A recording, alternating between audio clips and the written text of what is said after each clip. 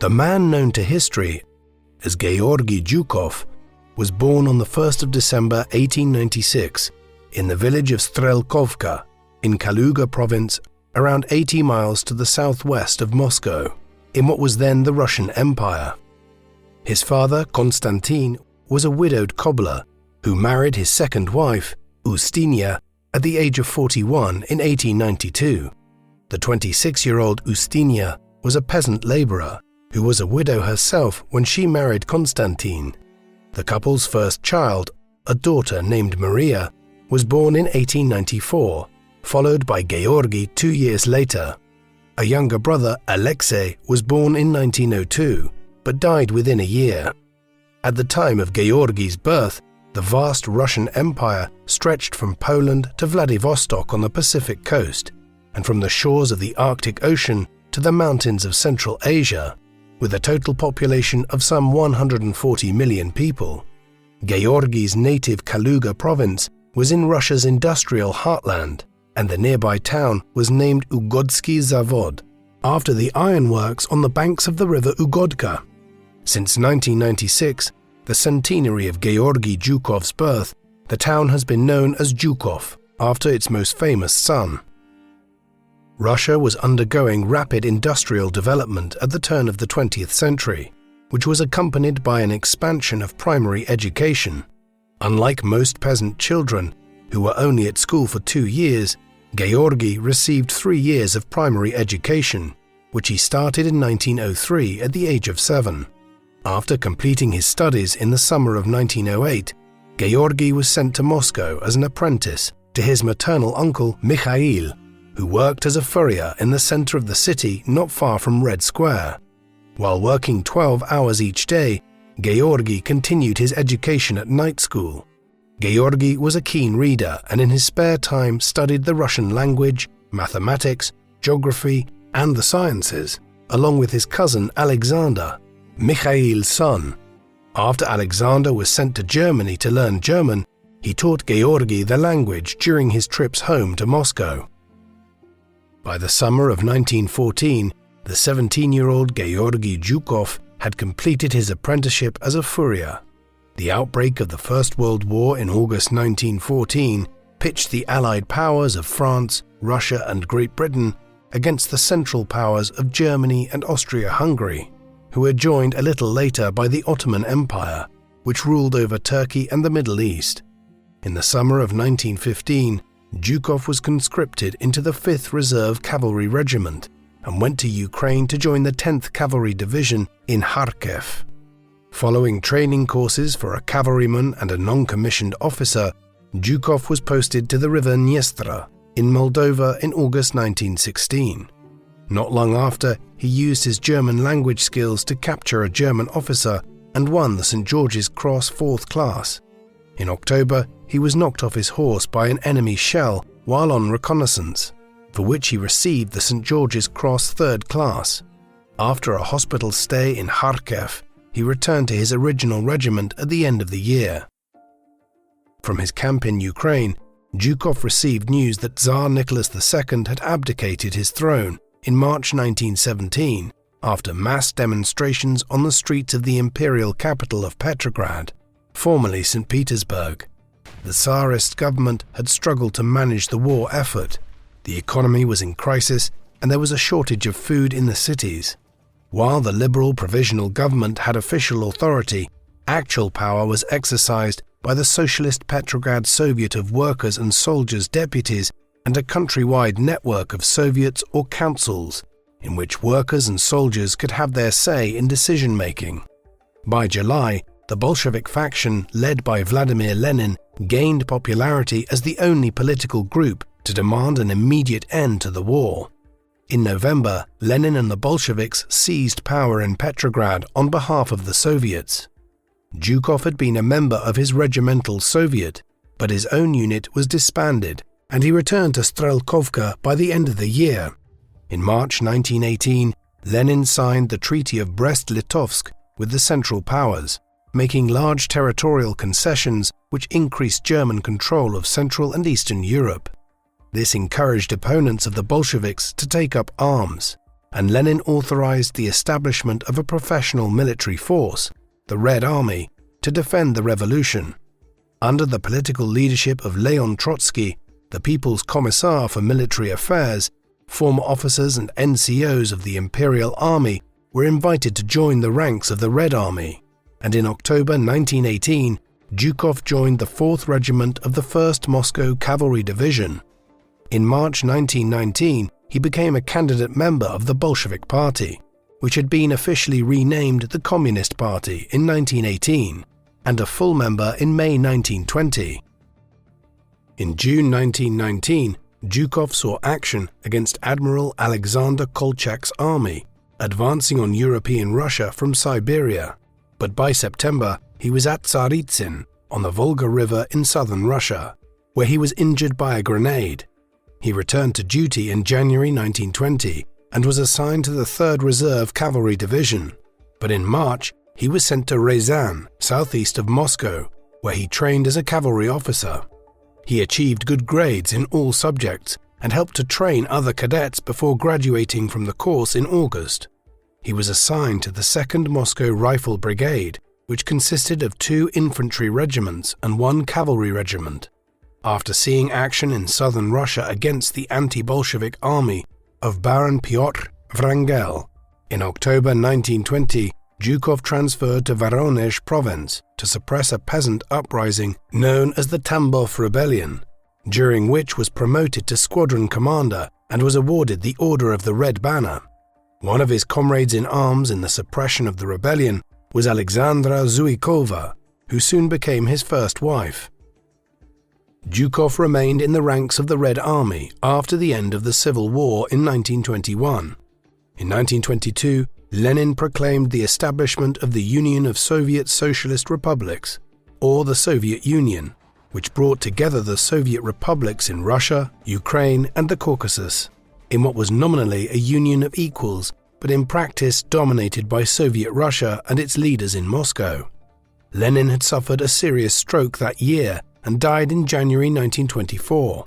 A power struggle ensued among the Soviet leadership, in which Joseph Stalin, General Secretary of the Communist Party, emerged at the head of a dictatorship by 1928. Stalin's most prominent rival, Leon Trotsky, had been removed as war commissar at the beginning of 1925. His successor, Mikhail Frunze, instituted a reorganization of the Red Army's command structure.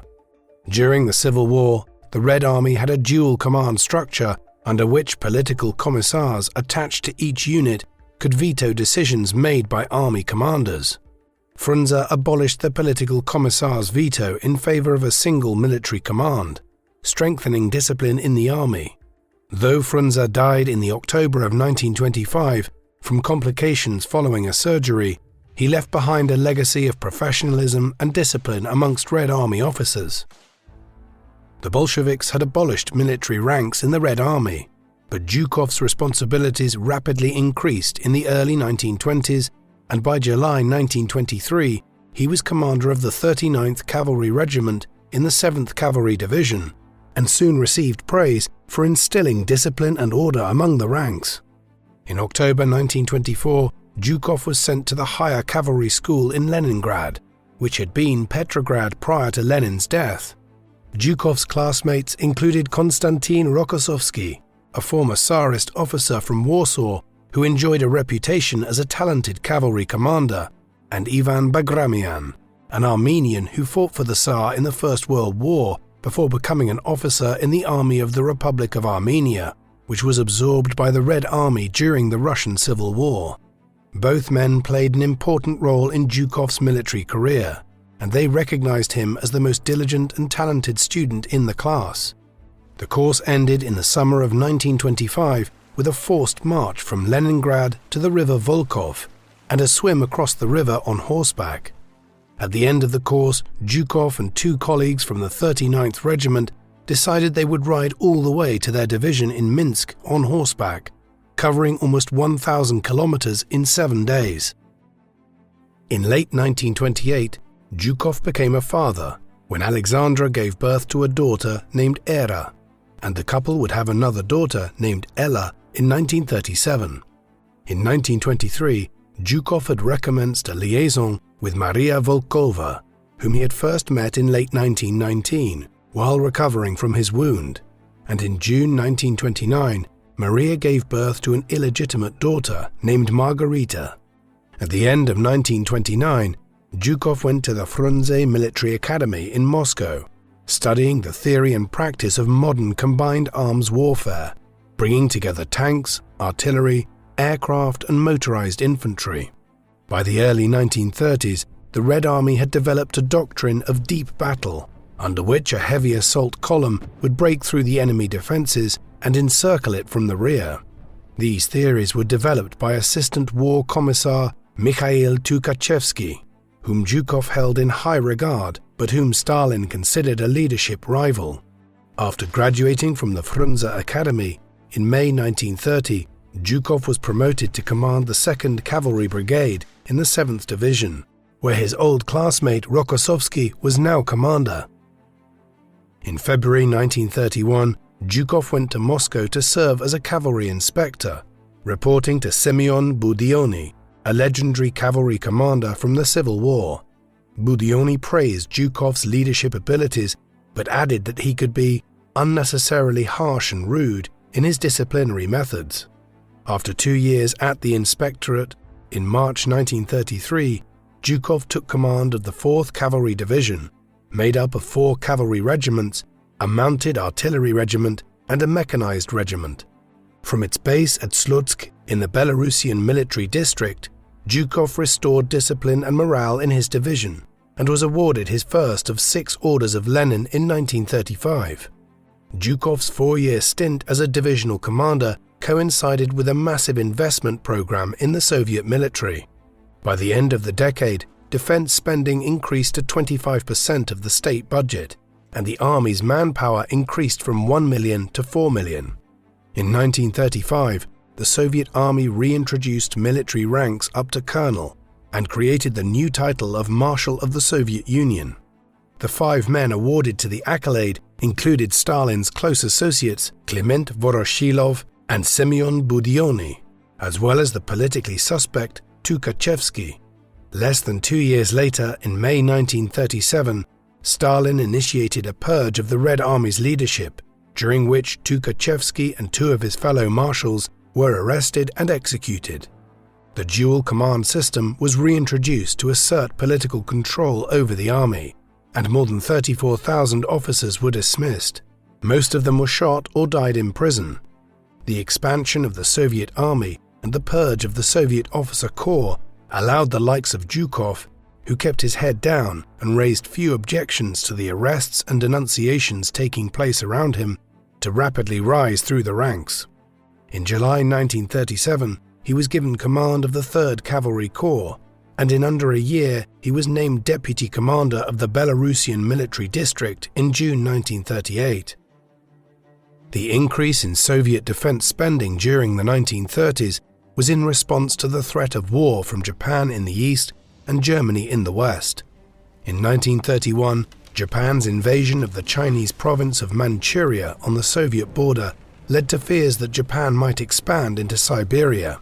The growing power of Adolf Hitler's Nazi Party in Germany created a new threat closer to home, as Hitler urged Germany's eastward expansion at the expense of the Soviet Union.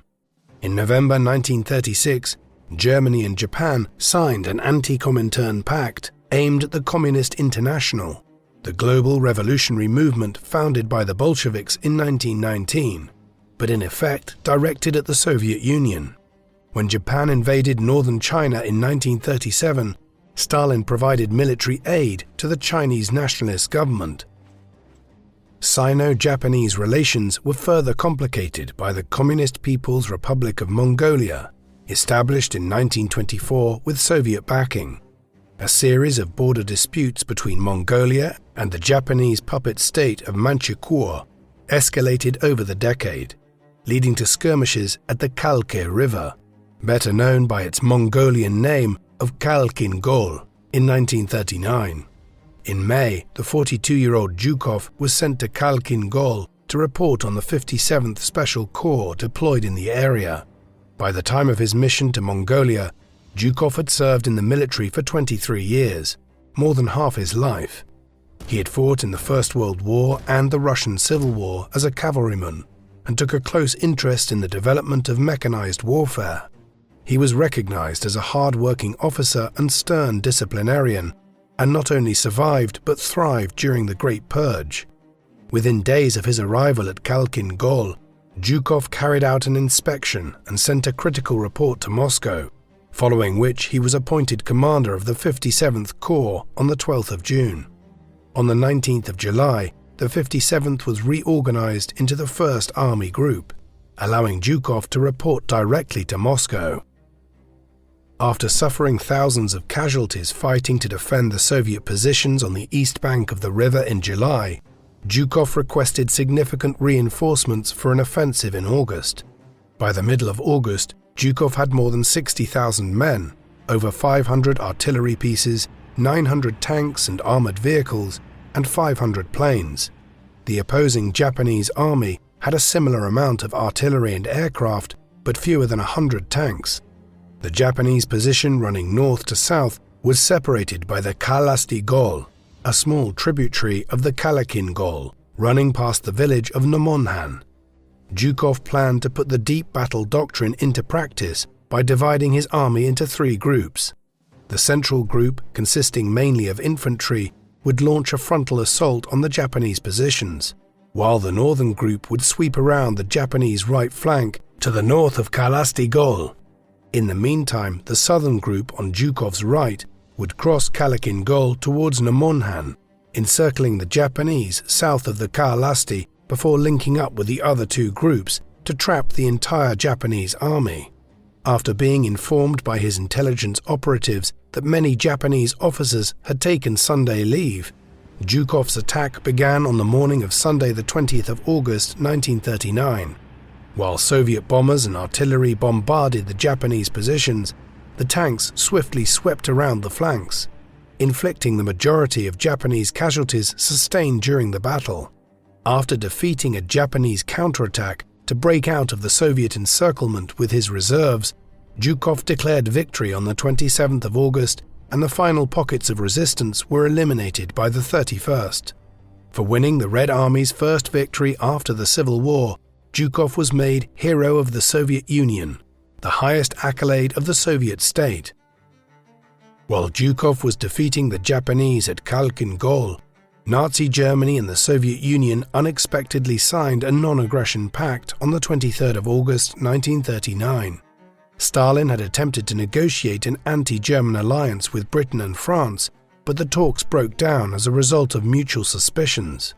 The agreement enabled Hitler to invade Poland on the 1st of September, and on the 3rd of September, Britain and France declared war on Germany, marking the start of the Second World War in Europe. On the 17th of September, as part of a secret agreement with Germany to partition Poland, the Soviets invaded Poland and occupied the Baltic states of Estonia, Latvia, and Lithuania. The Soviet invasion of Finland in the winter of 1939-40 proved a disaster, with Soviet forces suffering more than 300,000 casualties in 3 months, despite enjoying numerical superiority. Zhukov remained in Mongolia until May 1940, finalizing details of the border with the Japanese. By the time he returned to Moscow in early June, Hitler had launched his blitzkrieg invasion of France, resulting in French surrender within 6 weeks, leaving Britain and its empire to stand against Germany alongside the resistance forces of nations under Nazi occupation. Despite the non-aggression pact from 1939, Stalin believed that after subduing his enemies in Western Europe, Hitler would turn his guns at the Soviet Union. The calamity of the Finnish War demonstrated that the Soviet military had a long way to go before it could fight the Germans on equal terms. In May, Stalin began to reform the armed forces by reintroducing the titles of general and admiral, while reinstating thousands of surviving officers arrested during the purges, including Zhukov's classmate Rokossovsky, who had been imprisoned since 1937. Stalin dismissed Klement Voroshilov as defense commissar and replaced him with Semyon Timoshenko, a Ukrainian general who led the Soviet occupation of Poland before restoring some of the Soviet Army's wounded pride in Finland. In June 1940, Zhukov was promoted to General of the Army and appointed to succeed Timoshenko as commander of the Kiev Special Military District, the largest military district in the country, which covered the whole of Ukraine, including parts of western Ukraine which had been conquered from Poland.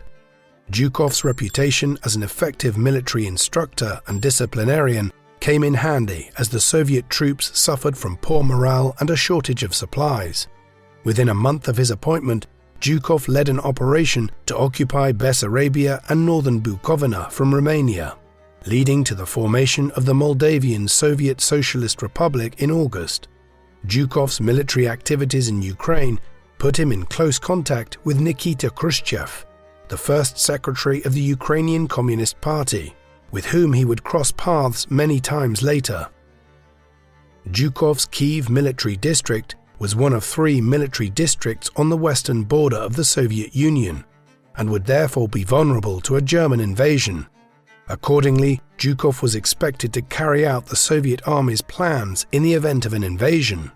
A plan developed in the summer of 1940 predicted that the Germans would invade in the north via Belarus and the Baltic states, to Leningrad and Moscow, and accordingly the main concentration of Soviet forces would be in the north in order to counterattack.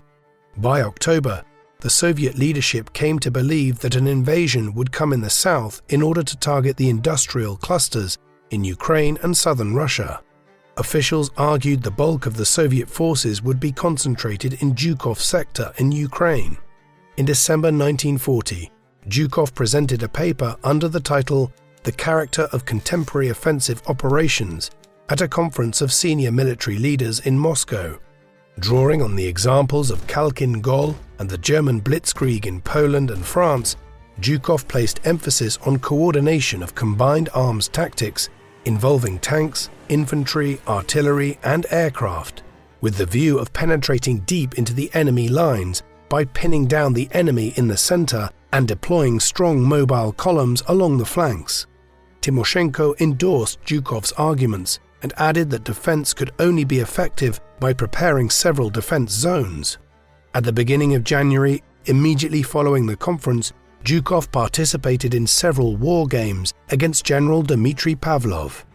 Zhukov commanded the German army in the first game and the Soviet army in the second, and gained an advantage on both occasions. Stalin was suitably impressed that he appointed Zhukov Chief of the General Staff and Deputy Defense Commissar. Zhukov's elevation to political and military leadership positions was accompanied by his election as an alternate member of the Communist Party's Central Committee in February 1941.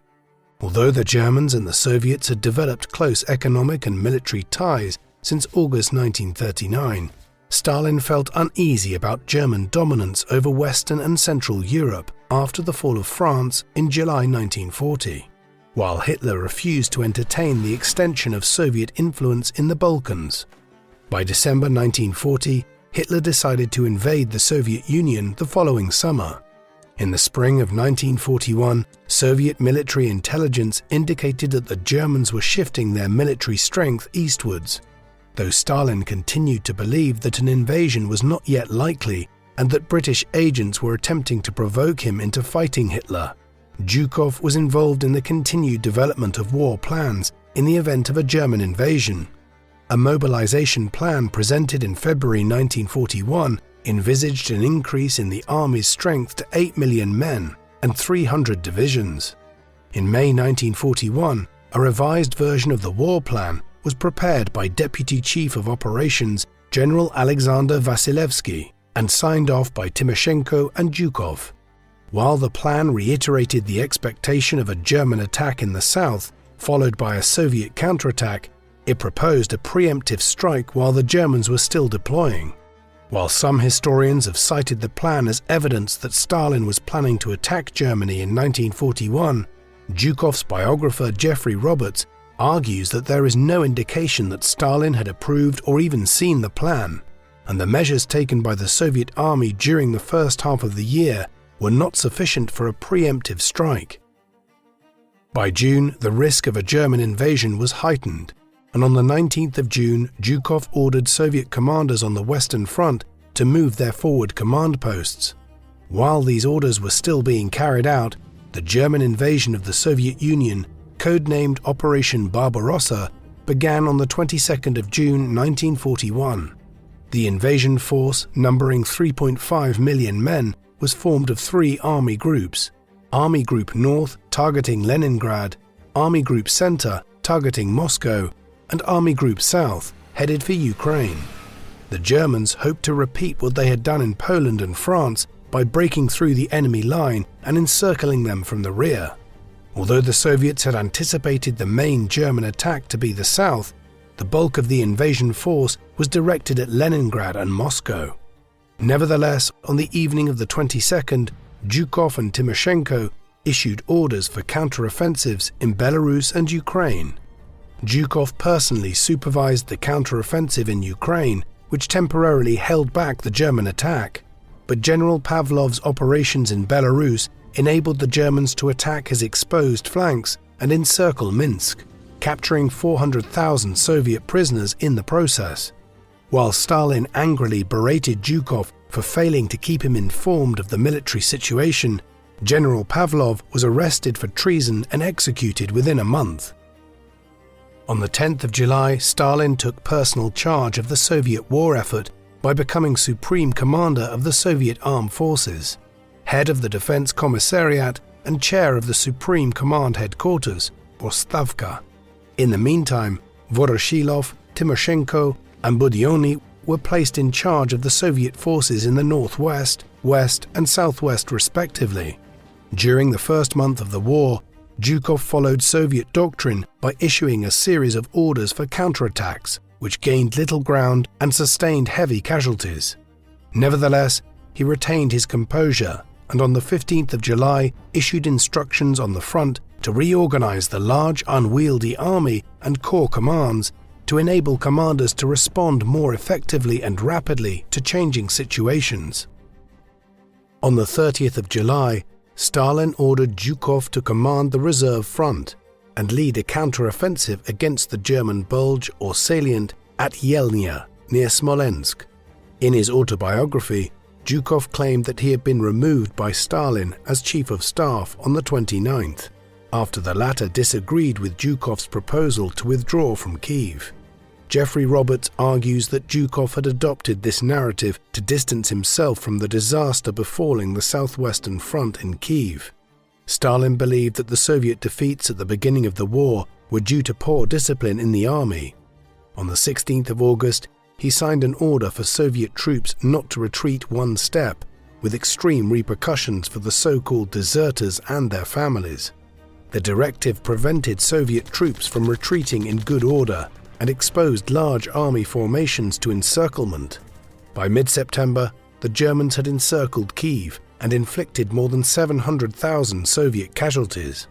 Zhukov was far more successful in conducting the Yelnya offensive, one of several counterattacks designed to hinder the German offensive towards Moscow, which prompted Zhukov's wife and daughters to evacuate from the capital in August. After his initial attacks were repulsed, on the 30th of August, Zhukov resumed his attacks against the bases of the German salient, completing the operation to eliminate the salient by the 6th of September. Despite heavy losses, the Yelnya offensive was the first Soviet victory of the war and helped to restore Soviet morale. While Stalin may have had reservations about Zhukov's immediate response to the invasion in June, and Zhukov himself later admitted that he was unprepared to head the general staff, the success at Yelnya restored Stalin's faith in Zhukov's abilities. Having regained his reputation as Stalin's troubleshooter, within days of his success at Yelnya, Zhukov was appointed to the Leningrad front to rescue the besieged city on the 11th of September.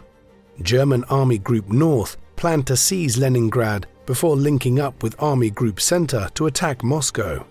By the time the Germans reached the outskirts of the city in early September, Hitler had shifted his attention to the capture of Moscow and ordered Leningrad to be besieged. For the Soviets, the loss of the country's second-largest city would not only facilitate German operations towards Moscow, but would also have an immense impact on morale. As commander of the Soviet forces in the northwest, Marshal Voroshilov had delayed the German advance, but failed to prevent the enemy from surrounding the city on the 9th of September. With around 500,000 men at his disposal, but without any tanks or air support, Zhukov managed to stabilize the Soviet defenses on the southern approaches to the city. Though Hitler had already been withdrawing forces from Army Group North to support the attack on Moscow, Leningrad remained under siege for another 3 years, resulting in more than 1 million civilian deaths, though it did tie down German forces. At the end of September, the Germans launched Operation Typhoon, an attack on Moscow involving 1 million men, 1,700 tanks, and 1,000 planes. The defense of Moscow was naturally the most important task for the Soviet military in late 1941, and accordingly, Stalin summoned Zhukov to Moscow in early October. Within days of his arrival, Zhukov was appointed commander of the Western Front on the western approaches of Moscow, supported by General Ivan Konyev's Kalinin Front to the north. Zhukov's task was complicated by the fact that in early October the Soviets had already lost 500,000 men, encircled in Bryansk and Vyazma, southwest of Moscow. Before Zhukov's arrival, the line of defenses had shrunk to be centered on Marzheysk near Borodino, the site of the great battle between General Kutuzov's Russians and Napoleon's Grande Armée in 1812. After the collapse of the Marzheysk line on the 18th of October, the Soviet authorities declared that Moscow was under a state of siege. On the 1st of November, Zhukov issued an appeal to his men, reminding them of their illustrious predecessors who had defeated Napoleon, vowing that, "In this hour of danger, we will not spare our forces or our lives in erecting a steel wall in defense of the motherland and in defense of its sacred capital, Moscow."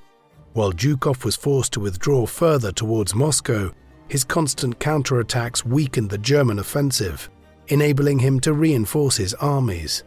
On the 7th of November, the 24th anniversary of the Bolshevik Revolution, Soviet troops paraded in Moscow on their way to the front. In his address at the parade, Stalin appealed to the great heroes of Russian military history: Alexander Nevsky, who defeated the Swedes and the Germans in the 13th century; Dmitry Donskoy, who defeated the Tatars in the 14th century; Kuzma Minin and Dmitry Parzhasky, who liberated Moscow from Polish occupation in the 17th century; and Alexander Suvorov and Mikhail Kutuzov, who fought the Turks, Poles, and the French at the turn of the 19th century. By the end of November, the Soviet defenses west of Moscow had withstood the German onslaught, and Zhukov was able to send reserves to turn back the German offensive. In the meantime, Stalin had built a large reserve force for a counteroffensive which began on the 5th of December. Zhukov relied on his preferred tactic of launching a central assault to hold the enemy's center, while carrying out strong attacks on the flanks to destroy the German forces attempting to encircle Moscow.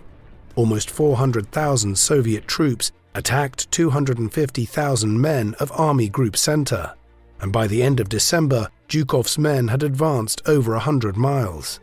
Zhukov's successful defense of Moscow was not only celebrated by the Soviet press, but made the front pages of the Western newspapers.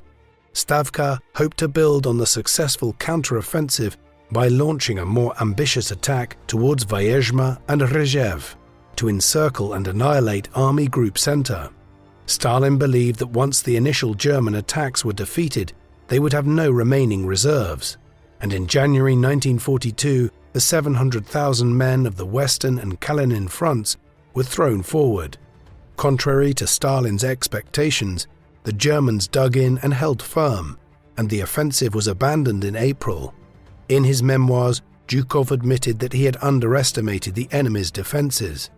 Zhukov and the Soviet High Command continued to launch unsuccessful offensives against Rzhev throughout the year, sustaining more than 1 million casualties in what was subsequently known as the Rzhev meat grinder.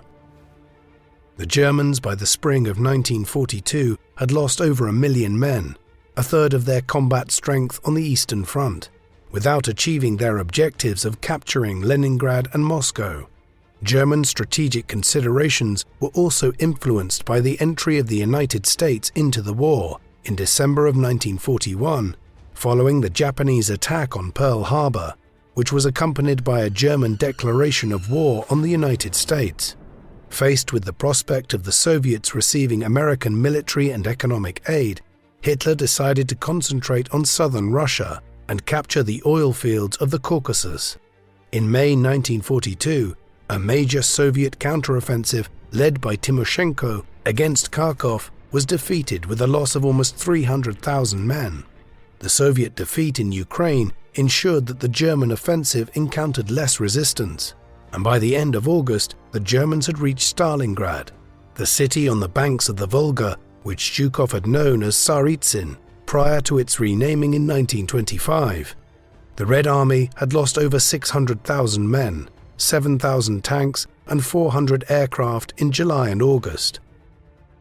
Although the primary German objective had been to capture the Caucasian oil fields, in July Army Group South was split into Army Group A and Army Group B. The former was to capture Rostov-on-Don and advance over the Caucasus towards Baku on the Caspian Sea, while the latter would head east towards Voronezh before turning southeast along the Don and Volga rivers to Stalingrad. Timoshenko's defenses had crumbled, and his southwestern front was reorganized into the Stalingrad front. After the initial clashes outside Stalingrad, on the 28th of July, Stalin issued a famous order, "Not a step back," echoing Zhukov's appeals during the defense of Moscow. Although Stalingrad was far less politically and strategically significant than Moscow, the city bearing the Soviet leader's name was an industrial hub which controlled access to the Volga and the Caucasus. Stalin continued to evoke past Russian military glory, and on the 30th of July he introduced the orders of Suvorov, Kutuzov, and Alexander Nevsky. Stalin recognized that patriotism rather than ideology was the motivating factor for the Red Army, and in October he abolished the role of political commissars in the Soviet army. Soviet counterattacks failed to prevent the Germans from laying siege to Stalingrad on the 23rd of August.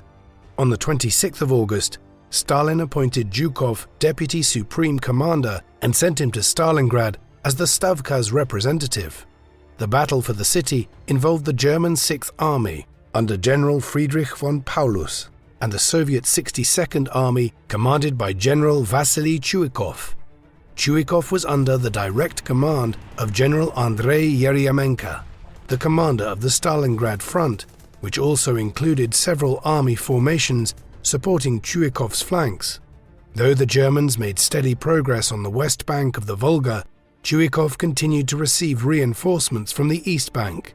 In early October, Zhukov criticized Yeryomenko's handling of the defense of the city and ordered him to turn every street and every building in Stalingrad into a fortress.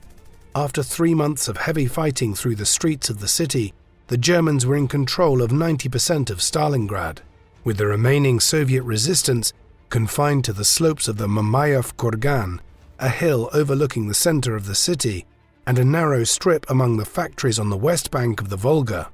Zhukov's army suffered 75% casualties but remained a viable fighting force. While the Germans were advancing inch by inch in Stalingrad, Zhukov and the Chief of Staff, Alexander Vasilevsky, were planning a counter-offensive, codenamed Operation Uranus, to destroy the besieging forces.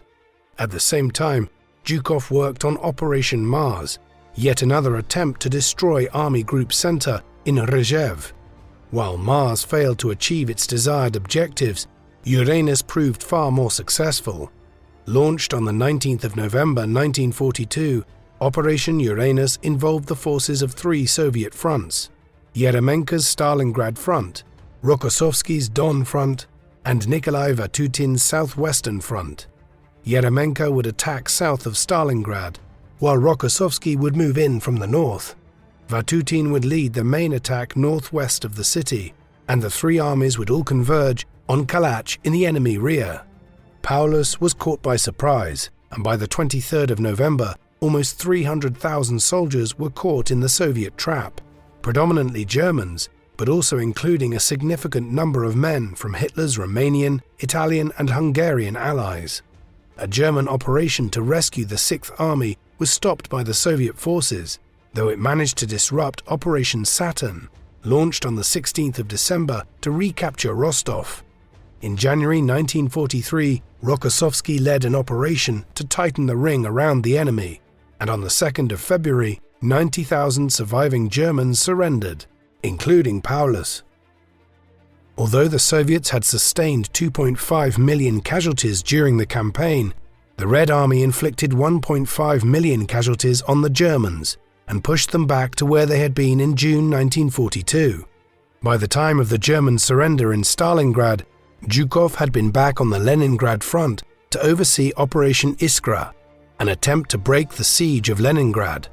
The operation was launched on the 12th of January and achieved partial success by reopening the road and rail links by the 18th. The same day, Zhukov was promoted to Marshal of the Soviet Union. Later that month, he received the Order of Suvorov for his part in Operation Uranus. In February 1943, Zhukov returned to the northwest to oversee Operation Polar Star, an ambitious plan he developed to destroy Army Group North. But the operation proved a failure and cost the Red Army 250,000 casualties. Zhukov soon returned to Moscow, where he was a member of a four-man group responsible for strategic decision-making, including Stalin, Vasilevsky, and General Alexei Antonov, the General Staff's chief of operations. In a report to Stalin from April 1943, Zhukov predicted a German offensive towards the Kursk salient to support the ultimate objective of capturing Moscow. He proposed that the Soviet army should adopt a defensive posture before turning to the offensive. Accordingly, in May, Zhukov supervised the preparation of 3 defensive belts on the Central and Voronezh fronts, which met at the Kursk salient. Following on from their success in Operation Uranus, Vatutin was named commander of the Voronezh front, and Rokossovsky served as commander of the Central Front. The two fronts had a combined 1.3 million troops, 3,600 tanks, and 2,800 aircraft. Another 500,000 men and 1,500 tanks, under the command of General Konev, was designated as a reserve to support a counterattack. Zhukov kept Stalin updated on the situation on the ground and spent many hours in detailed discussions with General Rokossovsky. In the meantime, Soviet partisans operated behind enemy lines to disrupt enemy communications. The anticipated German offensive began on the 4th of July, as the German 9th Army from Army Group Center and the 4th Panzer Army from Army Group South aimed to execute a double envelopment of the Kursk salient. During the battle, Zhukov oversaw the central, Bryansk and western fronts, while Vasilevsky assumed responsibility for the Voronezh front. The Battle of Kursk was the largest tank battle in world history, involving 3,000 German tanks and 5,000 Soviet tanks. The German tank formations included heavy Tigers and medium Panthers, both of which outgunned the main Soviet battle tank, the T-34, which was cheaper and quicker to produce, thus enabling the Soviets to enjoy a large numerical advantage. Though the Germans advanced several miles into the Soviet lines, the Soviet defenses held, and the battle climaxed with the action at Prokhorovka on the 12th of July. Though General Pavel Rotmistrov's 5th Guards tank army suffered heavy casualties, the Soviets could afford to lose more tanks, and the German attack was called off.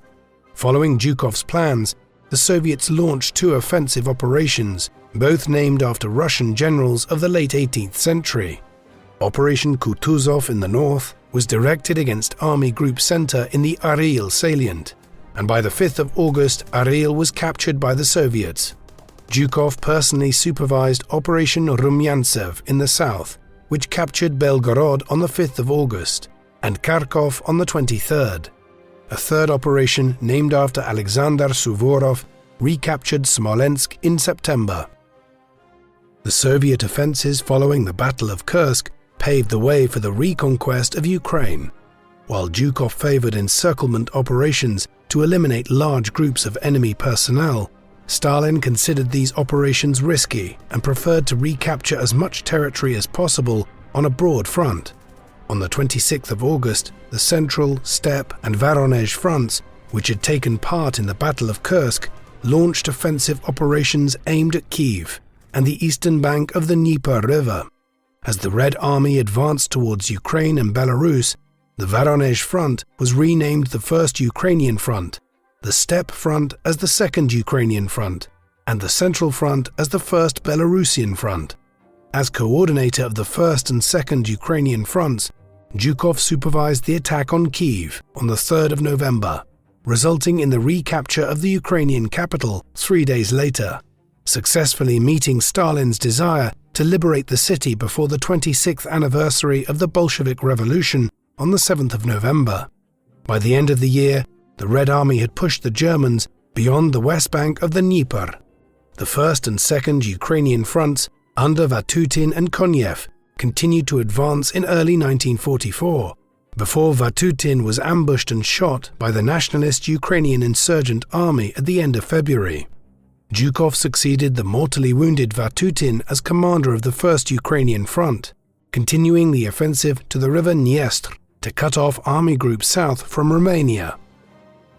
At the end of May, Zhukov joined Stalin and senior Soviet generals to finalize the plans for Operation Bagration, the offensive named after the Georgian prince Pyotr Bagration, who was one of the most famous Russian generals from the Napoleonic Wars. The offensive, conducted by the 3 Belarusian fronts and the First Ukrainian Front in the south, was designed to destroy Army Group Center and liberate Belarus.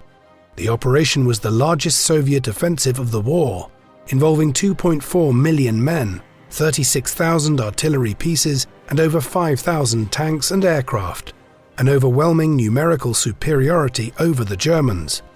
As coordinator of the First and Second Belarusian fronts, Zhukov inspected the preparations for the offensive, which was timed to roughly coincide with the D-Day landings in France on the 6th of June. After initial preparatory attacks by partisans, the main attack was launched on the 23rd of June, and the Red Army captured the Belarusian capital of Minsk on the 3rd of July, along with 100,000 Germans from Army Group Center caught in the Soviet net. Though Operation Bagration cost the Soviets 750,000 casualties, by the end of July, Army Group Center had suffered 400,000 casualties of its own and was no longer a viable formation. After recapturing Belarus, the Soviet offensive continued into Poland. By early August, Rokossovsky's First Belarusian Front arrived at the Warsaw suburb of Praga on the eastern bank of the Vistula River. The 20,000-strong First Polish Army, formed among the Poles who were deported to the Soviet Union following the invasion of 1939, was given the privilege of leading the attack. However, the Soviet offensive was losing momentum, and the Germans organized a strong defense of the Polish capital, which, if lost, would open the way for the Soviets to advance on Berlin. Zhukov and Rokossovsky's attempt to establish a bridgehead on the west bank of the Vistula, north of Warsaw, were unsuccessful, and the Red Army abandoned further offensive operations until 1945. While the Soviets were advancing on Warsaw from the east, anti-Soviet Poles affiliated with the Polish government in exile in London launched the Warsaw Uprising within the city. While Stalin was criticized for failing to assist the uprising, which was brutally suppressed by the German authorities, both Zhukov and Rokossovsky asserted after the war that the Soviets had repeatedly attempted offensive operations during the uprising. In early September, Zhukov supervised the Soviet invasion of Bulgaria, during which the Soviets were welcomed as liberators and the pro-Nazi government was overthrown in a communist coup. After returning to Poland, Zhukov was involved in planning for the invasion of Germany. The First Belarusian Front would lead the drive towards Berlin, and on the 12th of November, Zhukov was appointed its commander, with Rokossovsky transferred to the Second Belarusian Front. The decision strained the friendship between the two men, as Rokossovsky was unhappy that he would be denied the honor of capturing Berlin. In November 1944, the Soviet command developed its plan for an offensive from the Vistula to the Oder River. Zhukov's first Belarusian front was to capture Warsaw, advance to Poznan and take Berlin, while Koniev's first Ukrainian front would target Breslau, now Wrocław, the capital of the industrial region of Silesia. Between them, the two fronts had 2.2 million men, 32,000 guns, 6,500 tanks, and almost 5,000 aircraft, outnumbering the German forces more than fivefold. Stalin coordinated the operation himself, assisted by General Antonov, who soon succeeded Vasilevsky as chief of staff. The operation was to take 45 days, with Soviet troops marching into Berlin by the end of February. The Vistula-Oder operation began on the 12th of January 1945, and on the 17th, Zhukov had successfully captured Warsaw, with the First Polish Army being the first to enter the city as planned. A week later, the First Belarusian Front reached Poznan in western Poland, near the pre-war Polish-German border. By the first week of February, Zhukov was crossing the Oder, hoping to capture Berlin by the middle of the month. In the meantime, Koniev's advance was going to plan further south, but the Second and Third Belarusian fronts had run into trouble in the north. Stalin ordered Zhukov to halt the drive to Berlin and turn north to counter the German concentration in the region of Pomerania on the Baltic coast. By the end of March, Zhukov was in a position to submit plans for the capture of Berlin. On the 31st of March, Stalin and the Western Allied commander, General Dwight D. Eisenhower, had agreed to coordinate their advances towards Leipzig and Dresden in southern Germany. But a few days later, after receiving intelligence that the British and Americans were planning to take Berlin, Stalin ordered Zhukov and Koniev to take Berlin as soon as possible. The First Belarusian Front would take Berlin and advance up to the Elbe River, while the First Ukrainian would attack German forces south of Berlin and advance towards Dresden. The German capital was heavily fortified, with 3 defensive zones manned by 1 million German soldiers and 1,500 tanks. On the 16th of August, Zhukov launched a night attack on the formidable German position on the Zilo Heights to the east of Berlin. In the meantime, Koniev had obtained permission from Stalin to attack Berlin from the south, encouraging Zhukov to quicken his attack on the Zilo Heights, which were taken on the 19th. The following day, both Zhukov and Koniev ordered their tank commanders to race to Berlin, and the two fronts broke into the Berlin suburbs simultaneously on the 21st. On the 23rd of April, Stalin issued an order dividing the city between Zhukov and Koniev, with the primary objective of the Reichstag building lying just inside Zhukov's zone. Over the following week, both fronts fought their way through the streets of Berlin until the Reichstag building was captured on the 30th of April. The same day, Hitler committed suicide. The Soviet flag was raised over the Reichstag that evening by 2 of Zhukov's men, an event that was later reenacted and photographed. Having led the Soviet defense of Moscow in 1941, the counter-offensives at Stalingrad and Kursk in 1942 and 1943, Operation Bagration in 1944, Zhukov fully deserved the honor of capturing the Reichstag in 1945. In the meantime, Koniev's men linked up with the Americans at Torgau, southwest of the German capital, on the 25th of April. The remaining defenders of Berlin surrendered on the 2nd of May, concluding a decisive but expensive operation that had cost the Soviets more than 350,000 casualties. On the evening of the 8th of May, Zhukov presided over the ceremony where the German instrument of surrender was signed. By the time the surrender came into effect, it was past midnight on the 9th of May in Moscow, and henceforth the Soviets celebrated the 9th of May as Victory Day. Zhukov briefly returned to Moscow and was involved in the planning of the Soviet invasion of Japanese-occupied Manchuria. Led by Vasilevsky in early August, the operation took less than a week and coincided with the American atomic bombing of Hiroshima and Nagasaki, leading to the Japanese surrender on the 14th of August. At the end of May, Zhukov returned to Berlin as commander of Soviet occupation forces in Germany. On the 24th of June, Zhukov was back in Moscow to review the victory parade in Red Square, mounted on a white Arabian stallion. According to Stalin's son, Vasily, the Soviet dictator intended to review the parade on horseback, but had been thrown off from the same horse. The parade was commanded by Rokossovsky, while Marshals Konev, Vasilevsky, Bagramian, and Yeremenko were among those leading the massed columns of the victorious Soviet troops, while 200 Nazi banners captured as trophies of war were thrown down against the Kremlin wall.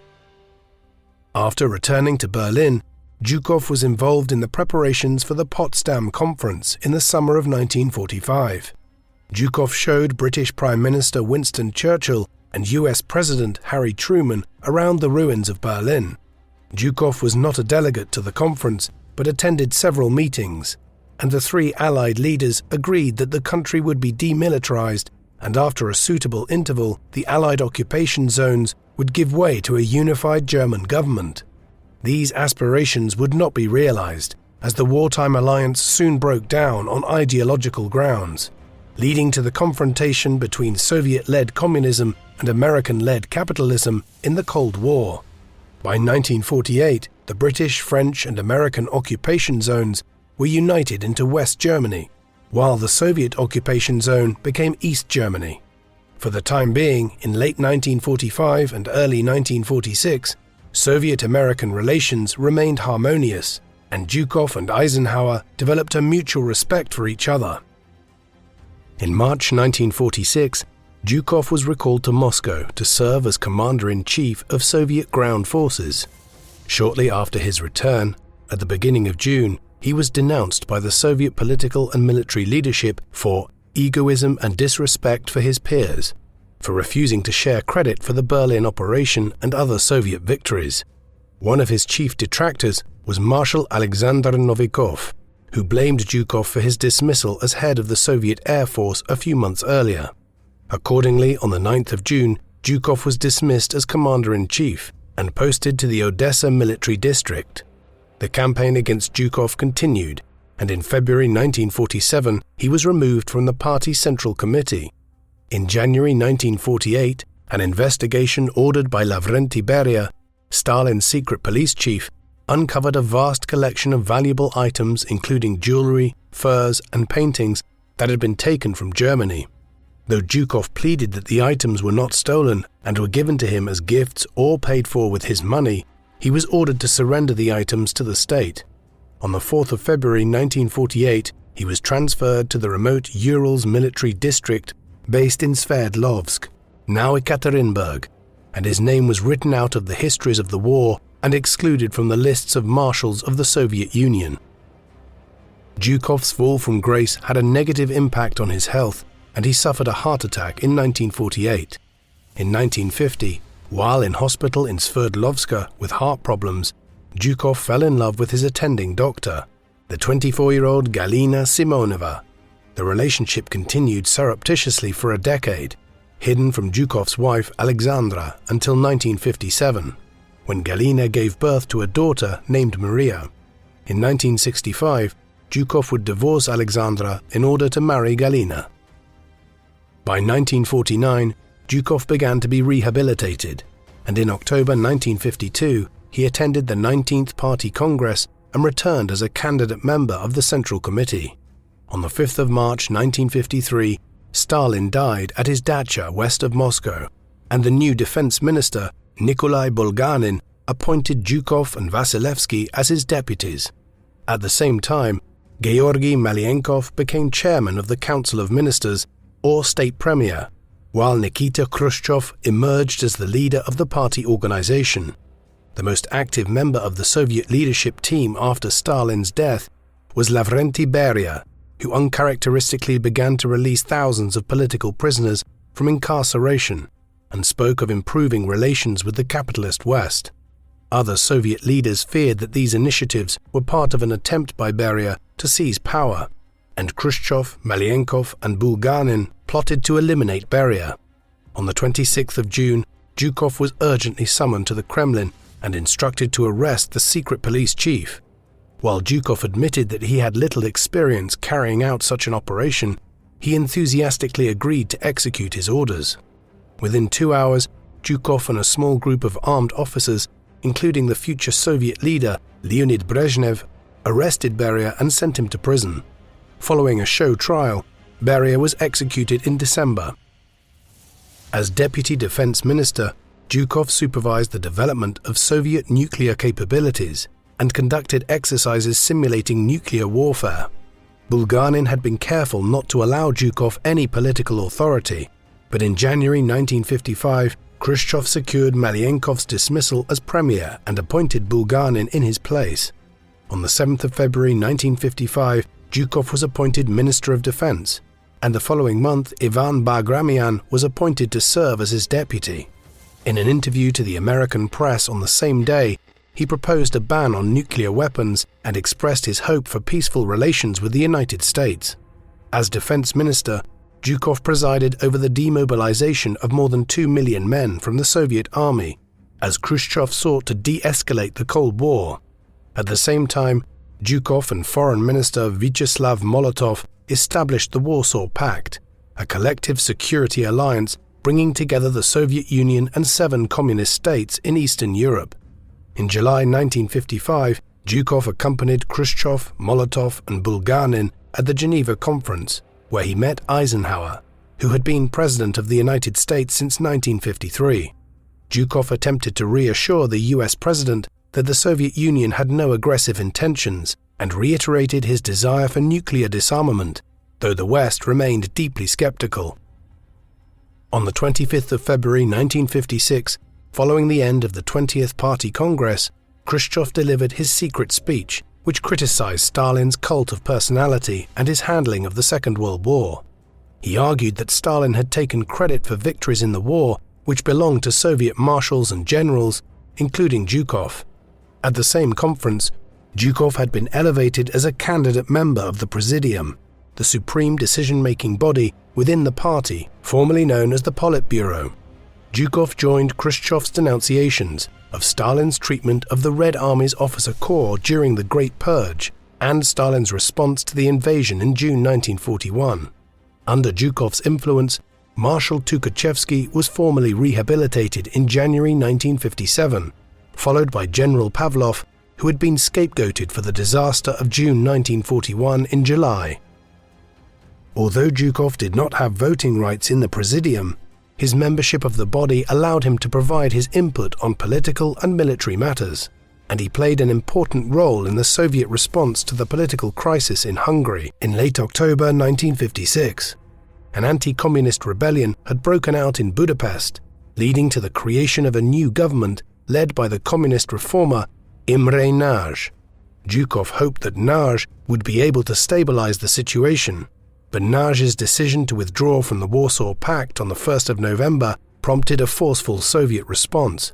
On the 4th of November 1956, Marshal Konev led a Soviet invasion of Hungary, which resulted in 2,000 Soviet casualties and 25,000 Hungarian casualties. Following his role in the Hungarian crisis, Zhukov was awarded his 4th Order of Lenin in December 1956, on the occasion of his 60th birthday. By the summer of 1957, Khrushchev's authority in the Presidium was being challenged by the old Stalinists Molotov, Lazar Kaganovich, and former Premier Malenkov.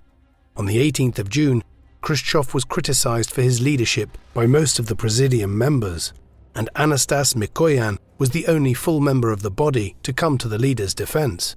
The candidate members, Zhukov and Leonid Brezhnev, spoke in Khrushchev's defense, but did not have voting rights. Zhukov helped Khrushchev summon a meeting of the wider pro-Khrushchev Central Committee to discuss the matter, enabling Khrushchev to survive the attempted coup. At the plenum meeting that followed, Zhukov revealed details of Kaganovich and Molotov's complicity in Stalin's purges. Zhukov was rewarded for his loyalty to Khrushchev with his promotion as a full member of the Presidium, but a few months later, Khrushchev turned against his Minister of Defense. In October 1957, while Zhukov was on a visit to Yugoslavia and Albania, he was denounced in the Presidium for neglecting ideological issues in the army. Following his return to Moscow, Zhukov defended himself from the allegations directed at him, but at a meeting of the Central Committee on the 28th and 29th of October, Timoshenko, Konev, Yeremenko, Zhukov and Rokossovsky denounced Zhukov's cult of personality.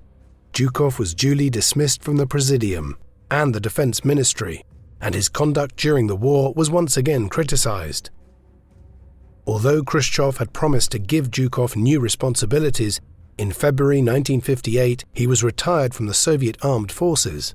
He was under surveillance from the KGB, the secret police, and regularly criticized Khrushchev's policies, including the heavy investment in the Soviet space program.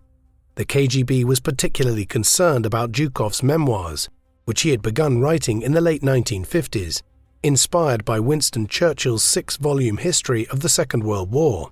In his memoirs, Zhukov also defended himself against criticisms that he had failed to prepare adequately for the German invasion, and that he was a Bonapartist who had ambitions of seizing political power for himself.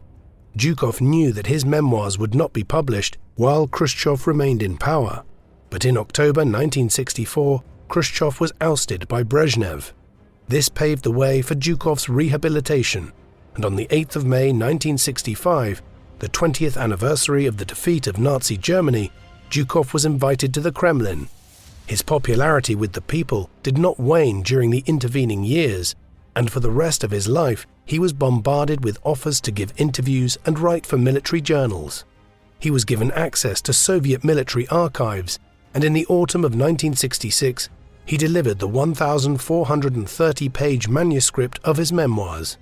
Zhukov resented the edits made by the editors supervised by state censors, but the autobiography was published in April 1969 and sold millions of copies in the Soviet Union and abroad.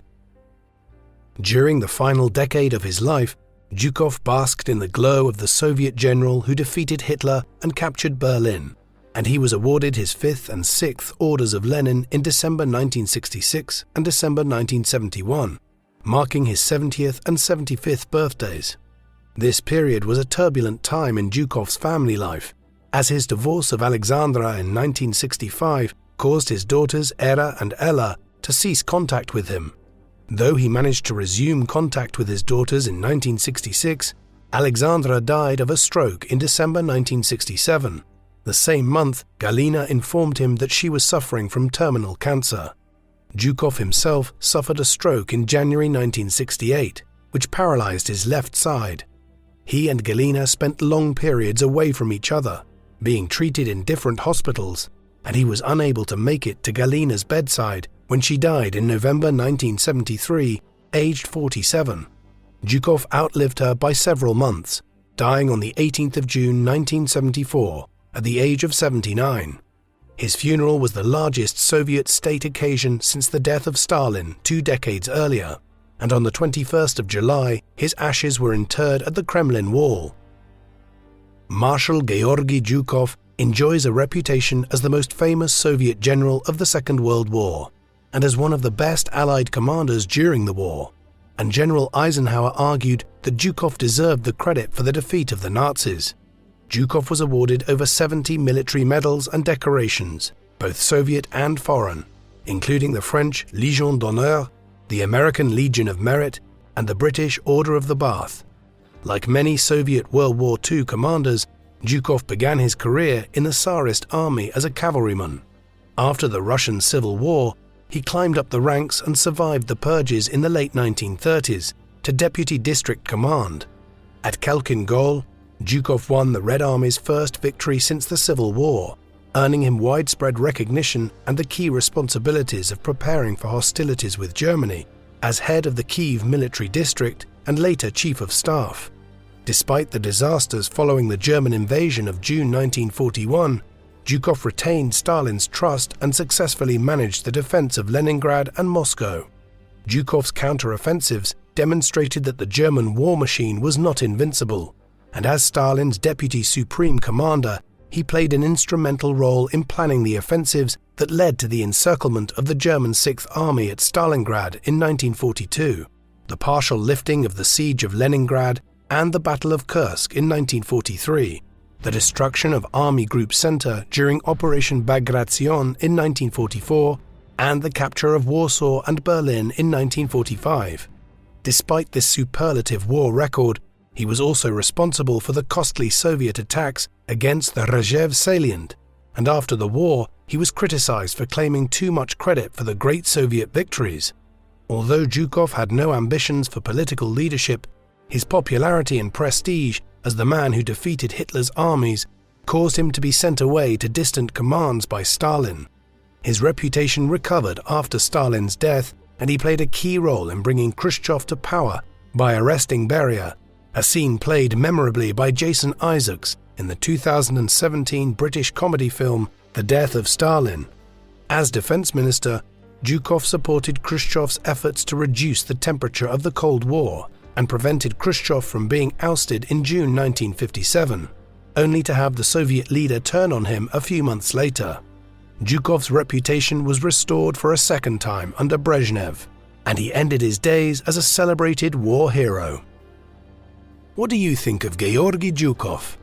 Was he the greatest Allied commander of the Second World War, who saved the Soviet Union from destruction before turning the tide of the battle and masterminding the defeat of Hitler and the capture of Berlin? Or did he repeatedly make mistakes which cost more Soviet lives than necessary? Please let us know in the comment section, and in the meantime, thank you very much for watching.